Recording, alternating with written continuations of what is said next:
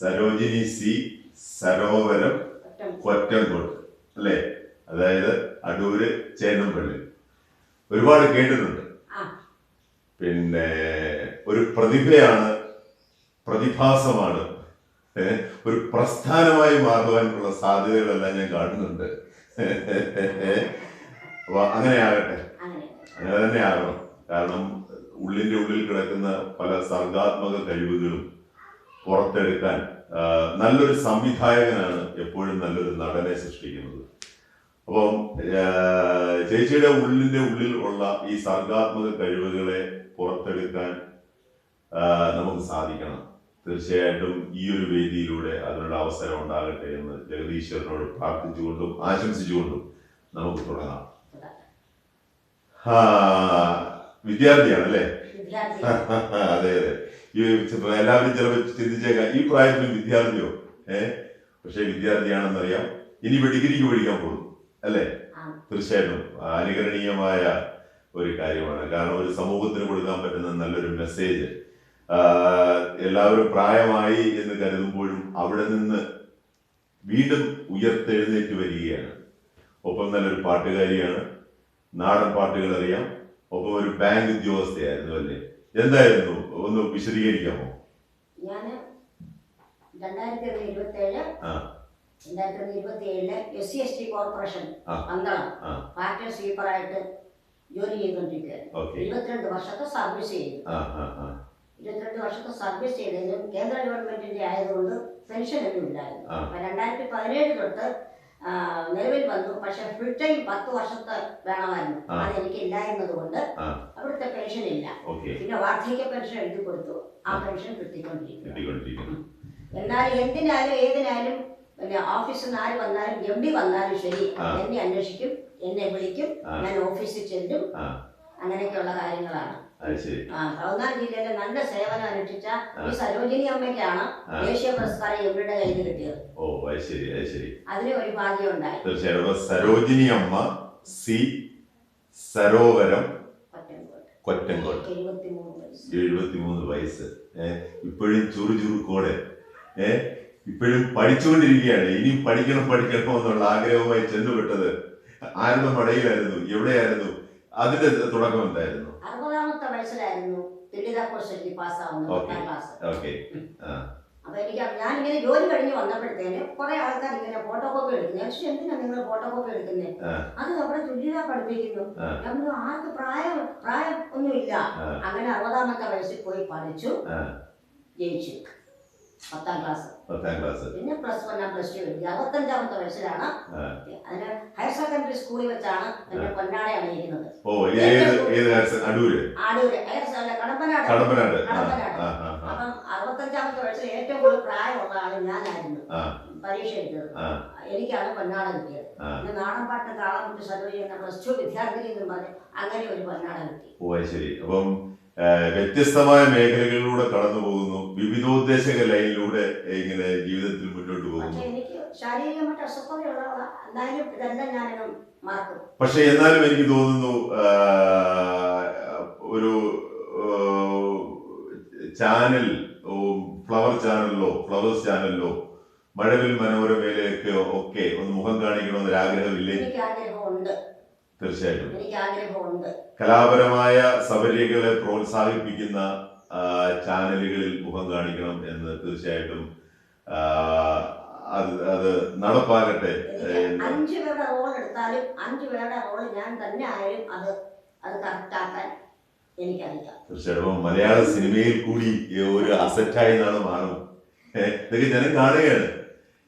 അങ്ങനെയൊക്കെ ഉണ്ടായാൽ ഒരുപക്ഷെ ഓമനയമ്മ, അല്ല സോറി, സരോജിനി അമ്മ, ഒരുപക്ഷെ ഞാൻ സരോജിനി അമ്മയുടെ ഒരു സുഹൃത്തായിരുന്നു, അല്ലെങ്കിൽ സരോജിനി അമ്മയും ഞാനും തമ്മിൽ സംസാരിച്ചിരുന്നു, നമ്മൾ ഈ വേദിയിലിരുന്ന് സംസാരിച്ചു എന്നൊക്കെ പറയുന്നത് നാളെ ഒരുപക്ഷെ എനിക്കും അഭിമാനമായിരിക്കും. കാരണം സരോജിനി അമ്മയെ അറിയാമോ? പിന്നെ ഞങ്ങളൊന്ന് സംസാരിച്ചിട്ടുണ്ട് എന്ന് പറയുമ്പോൾ അവരിൽ നിന്നും എനിക്ക് കിട്ടുന്ന, എനിക്ക് അവരുടെ മനസ്സിൽ ഒരു ബഹുമാനം എന്നോടും തോന്നും. ആ ബഹുമാനം യഥാർത്ഥത്തില് സരോജിനി അമ്മയ്ക്ക് തരുന്ന ബഹുമാനമായിരിക്കും. അത് ലഭിക്കാൻ ഞാൻ പ്രാർത്ഥിക്കുകയാണ്. അപ്പം നാടൻ പാട്ട് പാടും എന്നൊക്കെ പറഞ്ഞിരുന്നു. രണ്ടുപേര്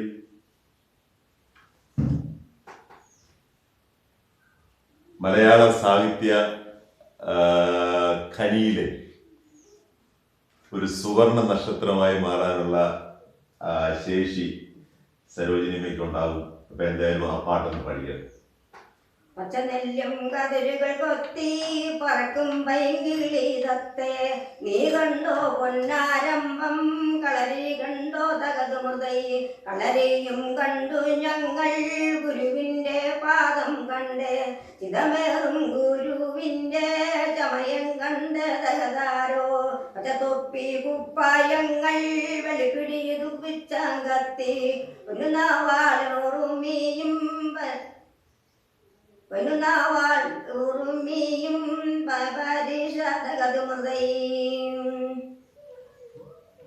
അല്ലേ, ഇതൊക്കെ എവിടെ ഇരിക്കുന്നു ഈ കഴിവുകൾ? പകല് മുഴുവൻ പണിയെടുത്ത് കിട്ടുന്ന കാശിന് കല്ല് കുടിച്ച് എന്റെ മോളെ കട്ടത്തിലാക്കല്ലേ വേലായുധ, എന്റെ മോളെ കട്ടത്തിലാക്കല്ലേ വേലായുധ. പകല് മുഴുവൻ പണിയെടുത്ത് കിട്ടുന്ന കാശിന് കല്ല് കുടിച്ച് എന്റെ മോളെ കട്ടത്തിലാക്കല്ലേ വേലായുധ, എന്റെ മോളെ കട്ടത്തിലാക്കല്ലേ വേലായുധ. അപ്പൊ സിനിമ പാട്ട് അറിയാമോ? സിനിമ പാട്ട് അറിയാം. ഇഷ്ടമുള്ളൊരു പാട്ടങ്ങ് പാടിക്കല്ലേ. ഏത് പാട്ടും ഞങ്ങള് ആസ്വദിക്കും, അതാണ്.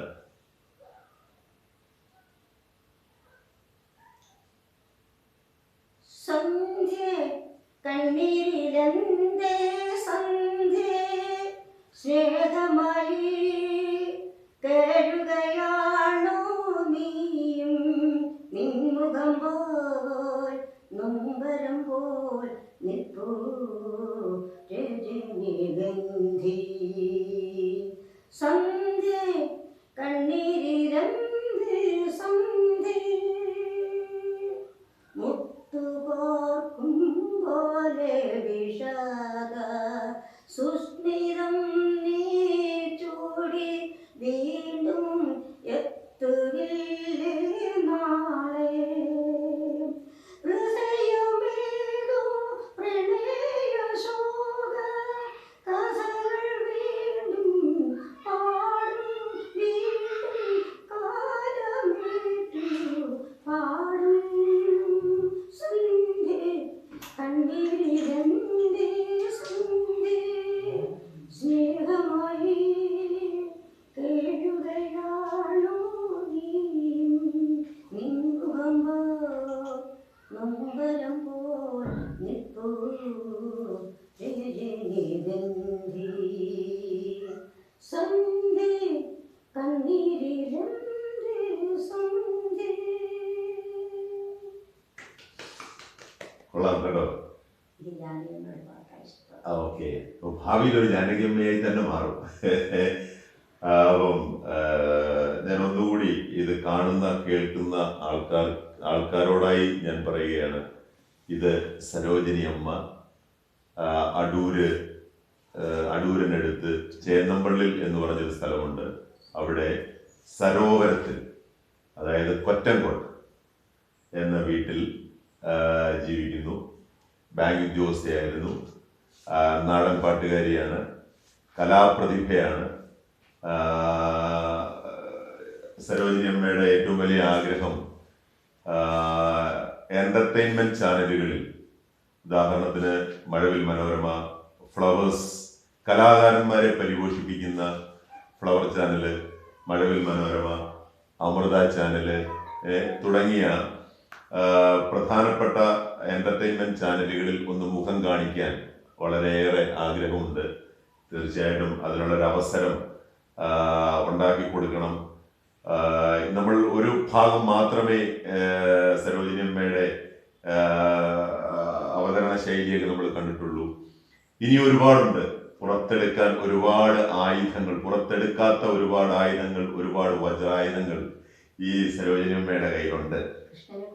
അപ്പം ഒരു പാട്ട് കൂടി പാടുകയാണ്. പാടിക്കട്ടെ പാടിക്കട്ടെ പാടിക്കട്ടെ പാടിക്കട്ടെ. ഓ ആനന്ദനന്ദന തിരുപ്പതി ദേവ